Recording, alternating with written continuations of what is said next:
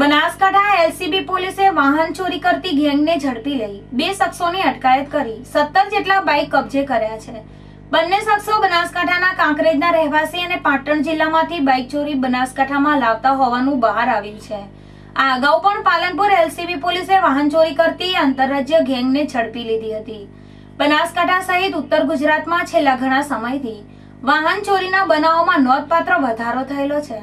ત્યારે બનાસકાંઠા જિલ્લા પોલીસ વડા દ્વારા આ અંગે કડક કાર્યવાહી કરાતા અગાઉ કાર અને જીપ ડાલા ચોરી કરતી આંતરરાજ્ય ગેંગને ઝડપી લીધી હતી। જ્યારે પોલીસને પાટણ જિલ્લામાંથી બાઇક ચોરી કરતા વધુ 2 શખ્સોને પકડવામાં સફળતા હાથ લાગી છે। બનાસકાંઠા એલસીબી પોલીસ કાંકરેજ તાલુકામાં મિલકત સંબંધી ગુનાની તપાસમાં હતા ત્યારે તેરવાડા ગામની સીમમાંથી શંકાસ્પદ બાઇક સાથે તેરવાડા ગામના શ્રવણજી વિરાજી ઠાકોર અને વડા ગામના રાહુલજી જયંતિજી ઠાકોરને પકડી પૂછપરછ કરતા તેઓએ પાટણ જિલ્લામાંથી અનેક બાઇક ચોરી કબૂલી હતી। પોલીસે તેઓની પાસેથી કુલ 16 બાઇક અને એક એક્ટિવા મળી ₹5,65,000નો મુદ્દામાલ કબજે કર્યો હતો। બંને શખ્સો પાટણના જુદા જુદા વિસ્તારોમાં ફરીને બાઇક ચોરી કરી બનાસકાંઠા જિલ્લામાં વેચતા હતા। અત્યાર સુધી પોલીસે 17 જેટલા બાઇક કબજે કર્યા છે, જ્યારે બંનેના રિમાન્ડ મેળવી હજુ પણ વધુ તપાસ હાથ ધરી છે, જેમાં અન્ય બાઇકની ચોરી પણ ખુલે તેવી શક્યતાઓ છે। લોકલ ક્રાઇમ બ્રાન્ચ પાલનપુર જે છે એ બાઇક ચોરીના ગુનાઓમાં સખત મહેનત કરી રહી હતી અને એમને સારી એવી સફળતા આજે મળી છે। બનાસકાંઠા જિલ્લાના તેરવાડા ગામના અને વડા ગામના 2 યુવાનોને અત્યારે ધરપકડ કરવામાં આવી છે।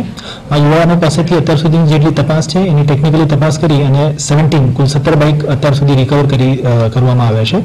એમાંથી જે મેક્સિમમ બાઇક છે એ પાટણ જિલ્લા અને પાટણના આસપાસના વિસ્તારમાંથી ચોરાયેલા છે। એ તમામ બાઇક અત્યારે રિકવર થઈ ગયા છે।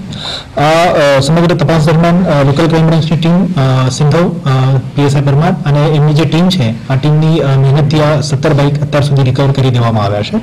એના 2 આરોપી જે છે એ તેરવાડા ગામના શ્રવણજી વીરજી ઠાકોર અને રાહુલજી જયંતિજી ઠાકોર વડાના આ બંનેની અત્યાર સુધી ધરપકડ કરવામાં આવે છે અને 17 બાઇકને રિકવર કરવામાં આવે છે।